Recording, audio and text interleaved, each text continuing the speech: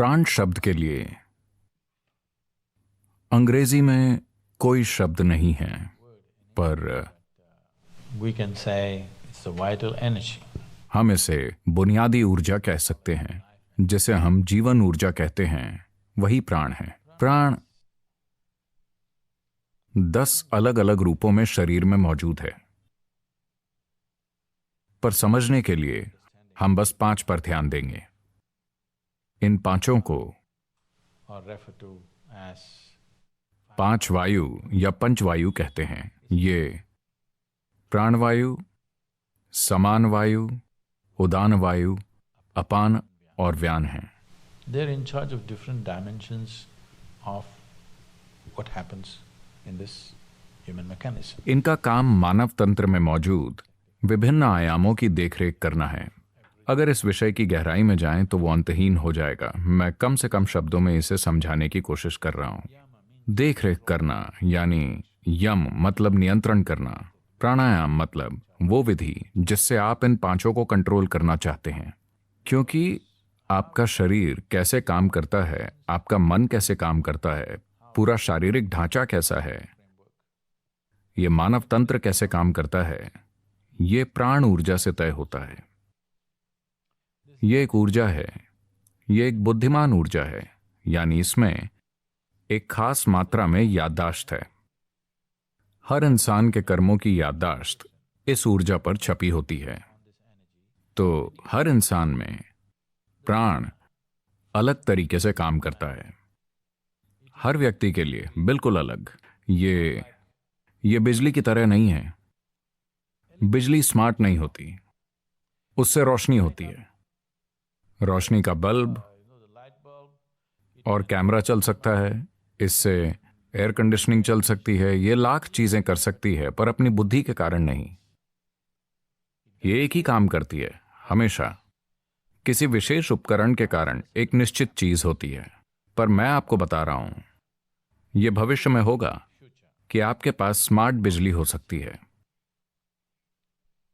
यह बहुत दूर नहीं है।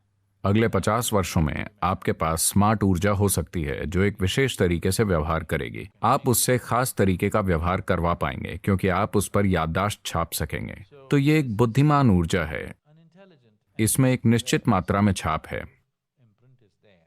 इस वजह से ये हर व्यक्ति में अलग तरीके से काम करती है। तो प्राणायाम का एक बहुत विशेष रूप वो होता है जिसमें हम विशेष रूप से किसी व्यक्ति के लिए कुछ डिजाइन करते हैं, क्योंकि वो एक अलग इंसान है। उसके लिए उस स्तर पर आने के लिए एक सामान्य प्राणायाम जरूरी है जो 5 वायुओं का ध्यान रखेगा। अगर इन 5 वायुओं पर महारत हो Over these 5 vayus, there is no such thing as तो शारीरिक बीमारी या विशेष रूप से मानसिक बीमारी हो ही नहीं सकती। अगर कोई अपने प्राणों को अपने हाथों में ले लेता है तो बाहरी वातावरण जो भी हो, जो भी कंपन, in terms of reverberations, waves, तरंगें, भावनाएं या दूसरे कोई भी दबाव हो, कोई फर्क नहीं पड़ता। उस व्यक्ति के मानसिक संतुलन की 100% गारंटी है जो अपने प्राणों को संभाल लेता है। संतुलन से मेरा मतलब है, शायद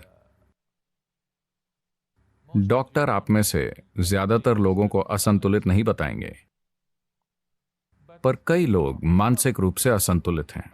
मान लीजिए आपका हाथ ऐसा है, मान लीजिए कि यह हाथ अभी उछलने लगे और आपकी आंखों में उंगली डालकर आपको खरोंचने और पीटने लगे। अगर आपका हाथ ऐसा करे तो यह बीमारी है ना? कम से कम आपका हाथ बीमार है। चलो मैं पूरे व्यक्ति को दोष नहीं दूंगा, कम से कम आपका हाथ तो बीमार है ना? ज्यादातर लोगों का मन बस यही कर रहा है। हर दिन ये आपको अंदर से खरोंचता है, रुलाता है, बावला बनाता है, चिंता देता है। दुख की कई किस्मों में ये कई बार आपकी अपनी आंखें नोच लेता है। कैसा नहीं है? it is sick. ये बीमार है। शायद समाज इसे स्वीकार ना करे, पर यह बीमार है। तो जो अपने प्राणों को अपने हाथों में ले लेता है वो 100% भरोसा कर सकता है कि उसका मानसिक संतुलन बना रहेगा।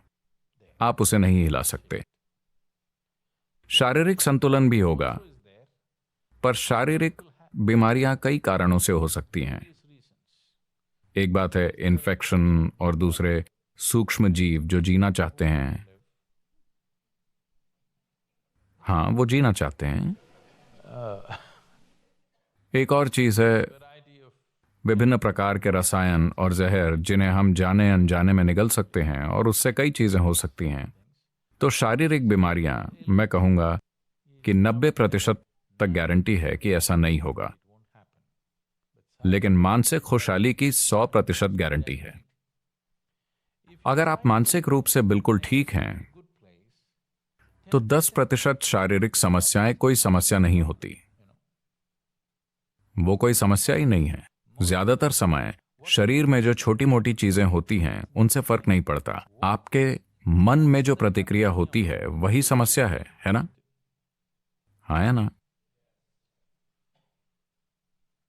तो प्राणायाम मतलब आप बुनियादी ताकतों को अपने हाथों में लेना चाहते हैं।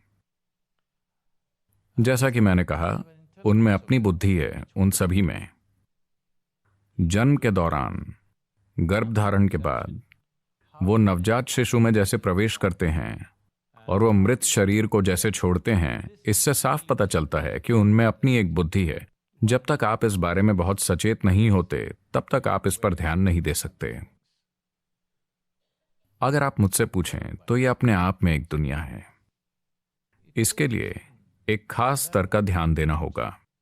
शायद ध्यान शब्द से बात स्पष्ट ना हो।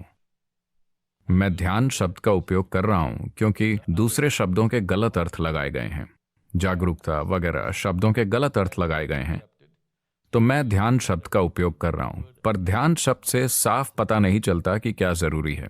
सिर्फ मानसिक सतर्कता काफी नहीं है, आपको वाकई ध्यान देना होगा। अगर आप खुद को ऐसा बना लें तो आप जान जाएंगे कि ये पांचों कैसे काम करते हैं।